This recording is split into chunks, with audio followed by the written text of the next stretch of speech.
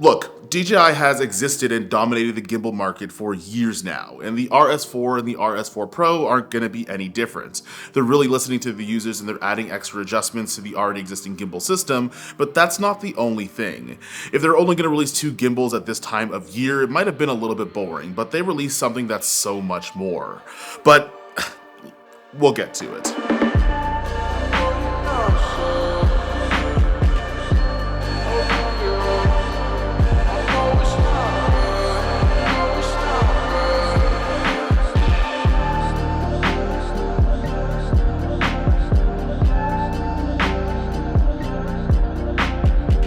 Okay, so before we talk about some of the jobs we did professionally while using the RS4 system, I want to talk about what the difference is between the RS4 Pro and the RS3 Pro that came out not that long ago. Now, one of the things is that they're still going to have the same payload. They're still going to be around 10 pounds in terms of the camera package that you can carry. However, there are improvements on the RS4 Pro's motors, which means even though it's the same payload, it does feel a little bit smoother when you're flying your camera package on it. One of the things you're going to notice cosmetically between these guys as well is that you're actually going to get a brand new joystick on the side of the RS4 Pro.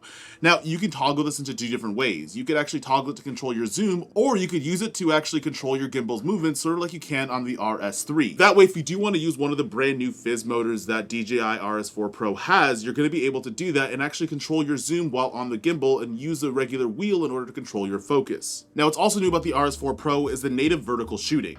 Now, before on this guy, you need to actually take off this plate and put a brand new plate on in order to get it configured for vertical footage, which I'll show you in just a second. Give me 1 sec. You need to get one of these guys in order to shoot vertical footage, but it actually didn't come with the package originally. Now on the RS4 Pro, what you're going to be able to do is actually just kind of take this guy off with some of the thumb screws on the side, click onto this button right over here, retighten, and you don't have to worry about having to get any extra plates or extra peripherals in order for you to have vertical shooting. Also, I should probably put this handle on the right side, but I'll just kind of take it off to make sure that things work the way that it is. Whether we like it or not, people are going to shoot things for Instagram Reels or TikTok, and some people are going to fly expensive camera packages in order to do so. So using one of these guys actually helps out quite a bit because now you don't have to worry about extra plates or extra accessories in order to get vertical content. Something that's new that's coming to the RS4 Pro is fizz control, your focus, iris, or your zoom. And that's actually going to come with brand new Focus Pro motors that are going to be a little bit different than what you're used to. Now, before on the RS3 and the RS2, you had these little guys, and they were pretty decent for some mirrorless lenses if you wanted to pull your focus. However, not only is a Focus Pro motor going to be a little bit stronger, but you have the choice of controlling your focus, your zoom, or your iris, depending on some of the things in the ecosystem that we're going to talk about later on in this video. You could use things like your Focus Pro handle in order to control your focus, and then you could set up another one of these motors to control your zoom. There's a whole new ecosystem around a lot of the DJI products, and this is one of the keys for it, especially if you're working with someone like a First AC or a focus puller, but you have other things on your lens that you want to control as well at the same time. Now, this might feel like a little bit more of a quality of life thing, but the actual plates you have to mount on your camera to your gimbal are going to be a little bit different. Now, this might seem like a really small thing, but one of the things that DJI improved on was a lot of the little details, including how you even mount your camera onto the gimbal.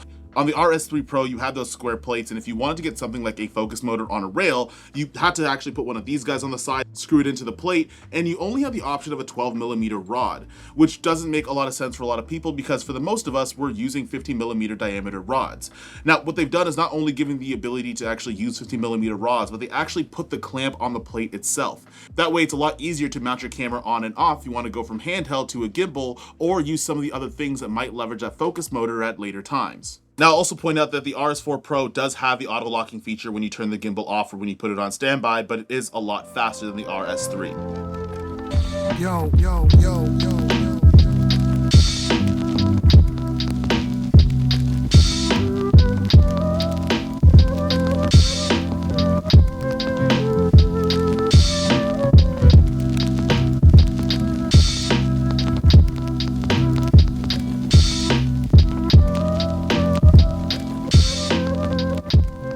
Now, some of you guys are wondering if the new RS4 Pro is worth it over the RS3 Pro. And I mean, if you're looking for a life-changing gimbal, a lot of the things are going to be fairly consistent from the RS3 to the RS4. However, there's a couple of things like the physical aesthetic of the gimbal or some of those little quality of life things, then the upgrade might be worth it. But I'm not necessarily here to tell you whether or not you should be buying things. I want to talk about some of the jobs and some of the work that we actually did. Now, a couple weeks ago, I did shoot a dance performance on the Blackmagic 6K on the RS4 Pro. But I do want to mention the Blackmagic 6K full frame actually might be a sleeper camera on this setup.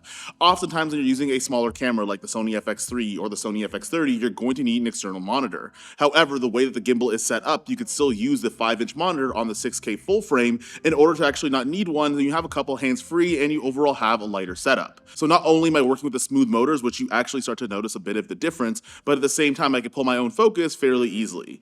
On top of that, if I wanted to set up those fizz motors that I was talking about before, I could use one handle to control the zoom and I could use one handle to control the focus.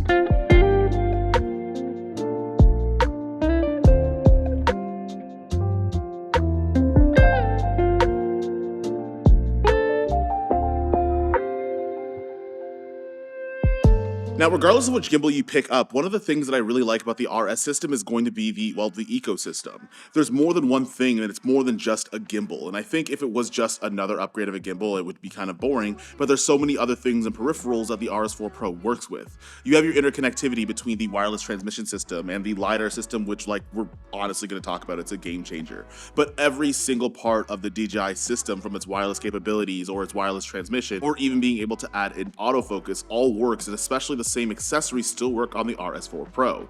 The reason why we're in this studio is because the last project I worked on with my friend Nicole is that we shot a bunch of visualizers for artist Jordan Astra. And at the time we had to use 2 cameras and a bunch of different setups, and one of those involved a gimbal.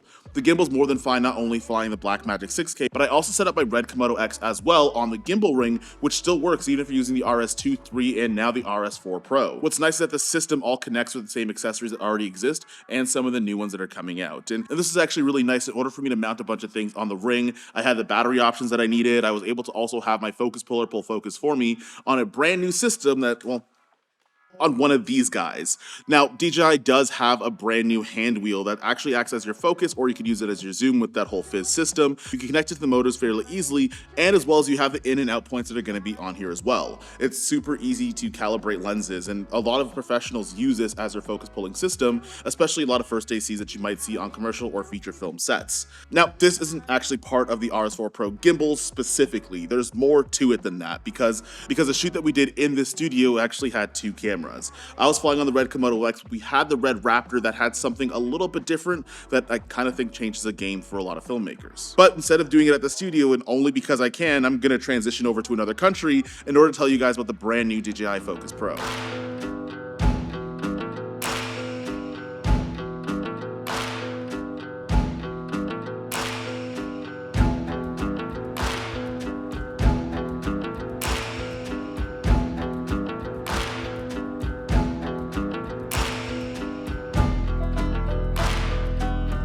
So we're transitioning over to California, particularly Joshua Tree, and we've been shooting on the DJI focus system between the RS4, the RS4 Pro, the transmission system, and one of the game changers and a new addition to the ecosystem, the Focus Pro. All right, so Cam Mackey was nice enough to take as a Cascade Trail Mustang Sanctuary, and we're gonna actually learn some Cam Mackey lessons from, well, Cam Mackey.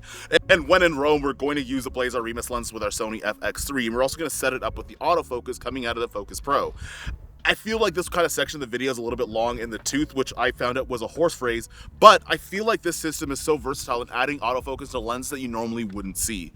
I was shooting on this guy back and forth, and I was able to actually set up my Atomos Ninja 5 with an SSD, and I was able to get all of that. I was able to shoot in RAW on an FX3 on an anamorphic lens with autofocus, which is something that I don't think has actually ever happened before. There were so many things you had to do in order to get autofocus, or just getting regular good focus on something like an anamorphic lens.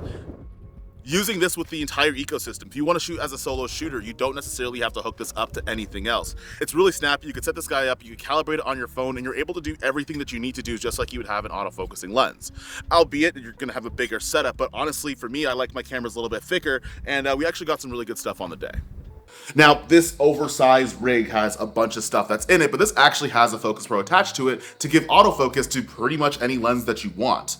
It's going to come with 4 things that are going to help you out quite a bit. The first thing is going to be the new and improved Lidar system. It's a massive improvement in terms of its depth and its accuracy from the predecessor, and you're also going to be able to use the Focus Pro motors in terms of your fizz from your focus, your iris, or your zoom control. One of the things that you're going to need from the Focus Pro is going to be the handle. Now, the handle is going to be the control center for the Focus Pro. It's going to have your screen where you can check your autofocus. You can use the AMF mode, which is more of a human-assisted autofocus with the Lidar to make sure that you're accurate. If you want to know more about the AMF mode, particularly on the Focus Pro or some of the other systems that DJI offers, I'm actually going to direct you to Cam Mackey and Connor McCaskill's videos. I actually didn't go to Joshua Tree alone. I actually went up to Joshua Tree with the both of them, and we did get a lot of content for this video. So if you guys want to check more in depth about some of the features I might have missed, I'm going to leave both their links in the description down below. Okay, so in terms of the cable placement, you guys didn't need to see me put the cables in, but I'm going to show you exactly how you hook this guy up. Now, you want to make sure that on the LiDAR here, that part that looks like it's a Wi-Fi signal connects directly into your Focus Pro. That's why you're going to actually get a video signal on the screen on the Focus Pro grip. Another thing you want to do is make sure that the motor is connected to the Focus Pro as well, so I can actually control my manual focus. So if you go over here, as I'm pulling the trigger on the side, it is controlling that manual focus. All I have to do is calibrate my lens to the app on my phone, and then I can use a bunch of different features like the autofocus, the wide, the AMF, and all those other modes. However, this is pretty easy to set up in terms of all the things that are here, and it makes for a pretty compact rig, all things considered. But if you guys want to know more about this rig and how I've set this guy up, because we are going to give autofocus to anamorphic lenses, leave a comment down below. This is actually going to be a pretty fun video. Now, this is going to be Cam's version of the same type of thing, except it's going to be hooked up to a gimbal, obviously. We're still going to get that LiDAR that's going to be on the top. We're still going to get the focus motor on the side. But as well, we also have the TX RX in terms of the transmission system. That way we could have somebody pulling focus when we're in a couple situations where it might not be as easy. But using both of these things are going to give you options in terms of your gimbal setup using the LiDAR autofocus, or if you want to use a more handheld setup. Now, for some of you guys that have more than one cinema lens, you could actually preset up to 3 lenses on the Focus Pro at a time. Typically for me, if I'm using a set of lenses, I'll use my wide, my medium, or my tight lens, and every time I have to do a lens change, it's easy for me to calibrate to it. And speaking of how good and accurate the LiDAR focus is, I actually put it beside the 16-35mm G Master 2, and honestly, in a situation where it's locked off on sticks, but there's still a lot of motion, it actually holds up really well. As long as you're in the 20-meter range, you're going to be able to get really fast and really snappy autofocus. Now, I have done a bunch of different tests on this guy and some professional shoots. One thing that I noticed is you want to keep your sensitivity in check. And what I love about the overall size in terms of the Focus Pro is that it's a much smaller package to get the same LiDAR autofocus versus a system that came out with a couple of months ago with the brand new LiDAR hub, which you still had to connect to a gimbal in order to get it to work, and you had to use the transmission system. Now they've made it a lot more streamlined. In terms of professional work, I think this is going to work for a lot of people, but there are some things and some caveats that you want to keep in mind. Now, one thing that doesn't necessarily attach onto your camera but comes with the Focus Pro is going to be the brand new DJI hand wheel. Now, if you're somebody that's a professional AC or a focus puller, this is going to be a little bit more familiar to you. You're going to be able to connect to things like the high bright monitor, and you're going to be able to control your either focus, your zoom, or your iris while still using those Focus Pro motors. This is going to be something that's really great because there's only a limited range in terms of the LiDAR. If you only have up to about 60 feet, you're not going to be able to focus anywhere past that. Now, you could actually transition to using a focus puller in order to pull your focus and still be able to see things when you're past that 20-meter or 60-foot distance. That also reinforces the fact that I don't think the Focus Pro is going to replace first ACs or focus pullers. I think it's going to be something that's going to be a tool that they can use, especially in close distances, but at the same time, DJI gives you the system where you want to transition into focus pulling manually, and you still have the option to do that. On top of that, if you think about it, the implication that you could actually control your focus, your iris, or your zoom, while you could actually control the zoom on the Focus hand grip. You just need to have 2 motors on it. That way you can get a bunch of different parallax effects while being able to control your zoom while the camera's moving forward and still keep in focus at the same time. I think this is one of the best things that DJI has made in terms of creating focus a little bit easier for people, and it removes a barrier from some people that might be afraid to buy cinema lenses because you have to use your manual focus. Now they've closed a gap by being able to do that, and at the same time, they give you the option for tools to use as a focus puller or first AC. Now, if none of that appeals to you and you just want to fly your camera on a smaller package, there is one other thing that you can use that's a little bit scaled down, but also it's a lot easier to figure out.